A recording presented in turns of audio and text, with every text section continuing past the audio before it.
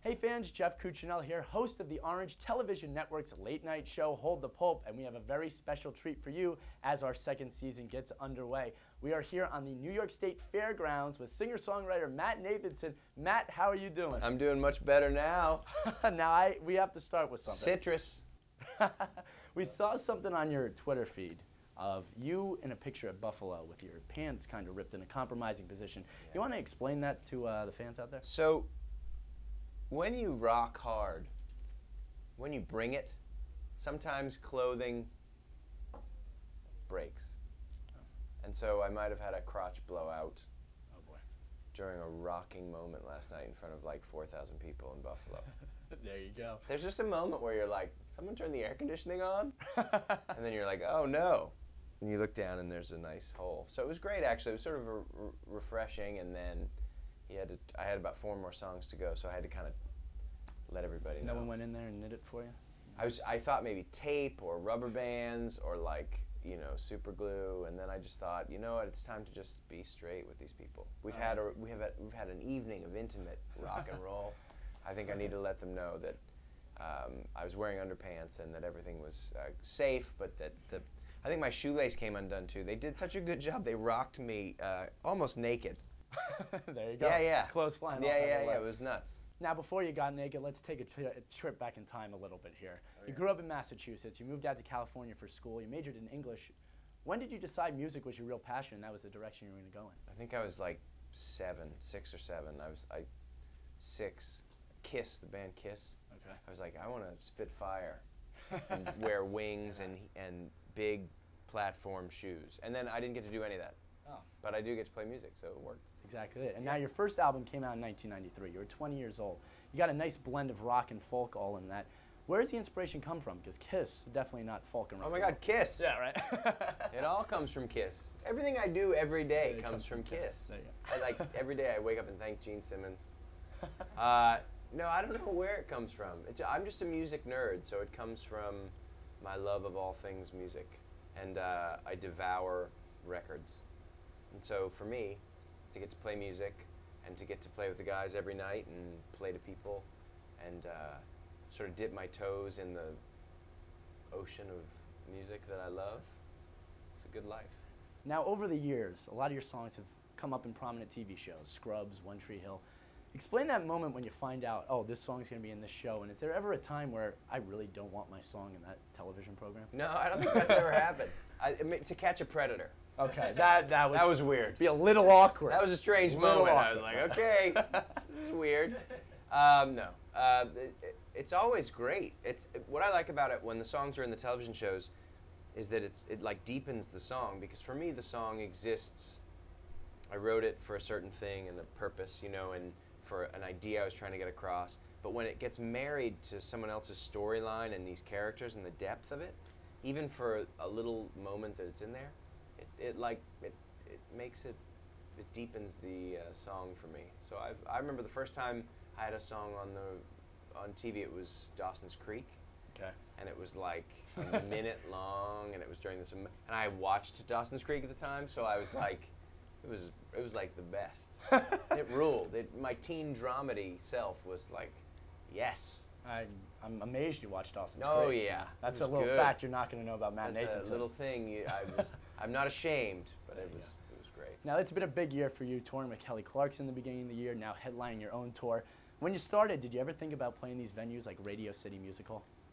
No, I never did. Maybe Red Rocks, which I still haven't played because I'm a U2 fanatic.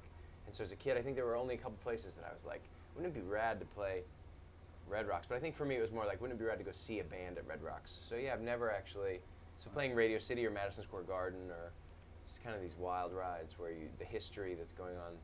I was on tour in Europe with Train, and we played a venue that pretty much everybody on the planet, it's like legendary venue in England. And it was one of these moments where I was just like, I can't believe who walked on the stage, who, threw up in that bathroom. Lots of history. Yeah. Now, also, you're talking about YouTube. Something that's blowing up on YouTube is your new video.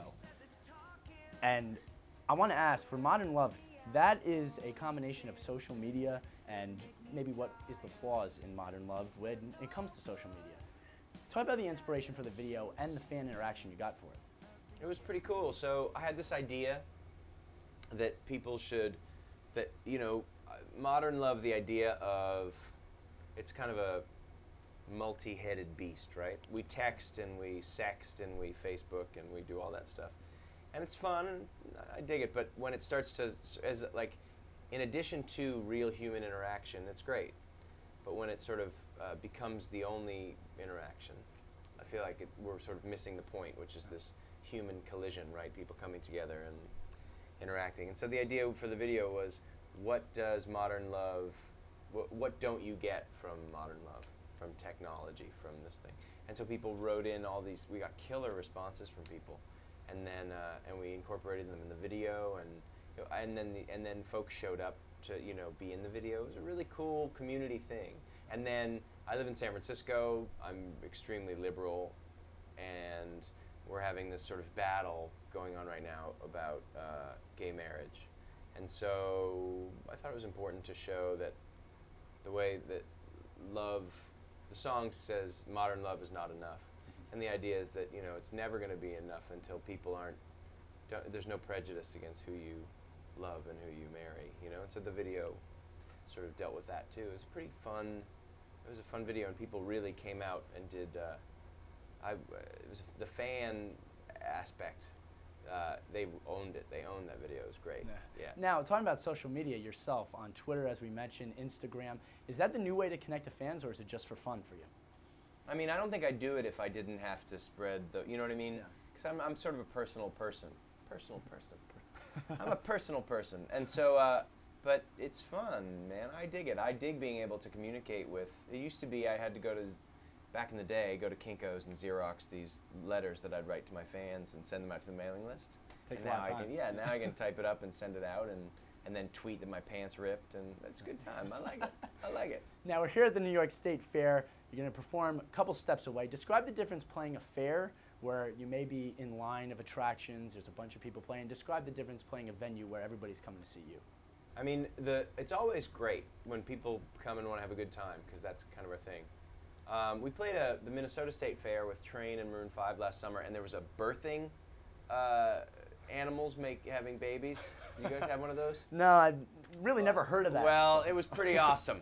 I think it was called like the animals give birth tent or whatever, and it was like, watch a cow make a baby cow, and so that doesn't happen at normal shows. So there's like, and we don't get donut hamburgers. Do you guys have? Yes, we do have those. So that's what I'm saying. So there's a give and take. You know, the fair shows have their own magic, and then when you play for people at a normal place where there's not a piglet being born, you know, that's fun too.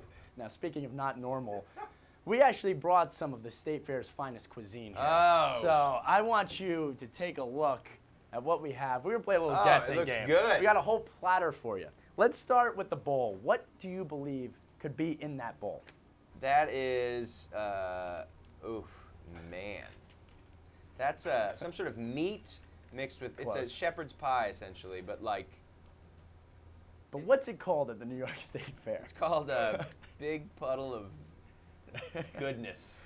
It's actually a hot beef sundae. So I don't know how someone could want to indulge in that, but. That sounds better than, I mean, that's terrible. It looks magical. That's great.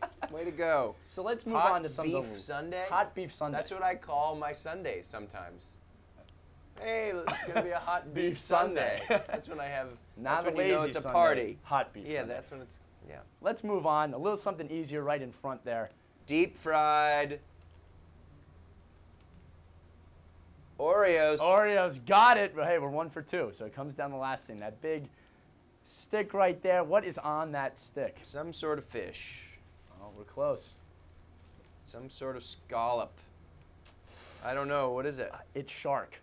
Yeah. God knows where they find shark around here. To Where put does on that a stick. happen? I don't know, but there's someone out there with a harpoon. Fried For the New York Oreos. State Fair. That's gonna kill us. So maybe after the show you can indulge in Are you some of kidding? I'm gonna eat all this, starting with the hot beef sundae, which is the name of my new record. that. Oh, there you It's go. neat that we could tie that in. There we go. 3 years from now, we'll see Matt Nathanson, hot beef Sunday. Yeah, yeah. Finally, for people who may not know a lot about Matt Nathanson who've never been to a show. What can they expect if they come out here? To Change. You're going to be changed. If you're like, if all your life you've been short, you'll gain a few inches. If you you hate your parents, you'll leave loving your parents. I mean, it changes the DNA. Your basic structure gets shifted around. You might leave a woman if you were a man. Do you know what I mean? I don't know. We throw different chromosomes out when we rock so hard. We jar things in the person. So you just come and just know that, like, we'll heal you if you're sick.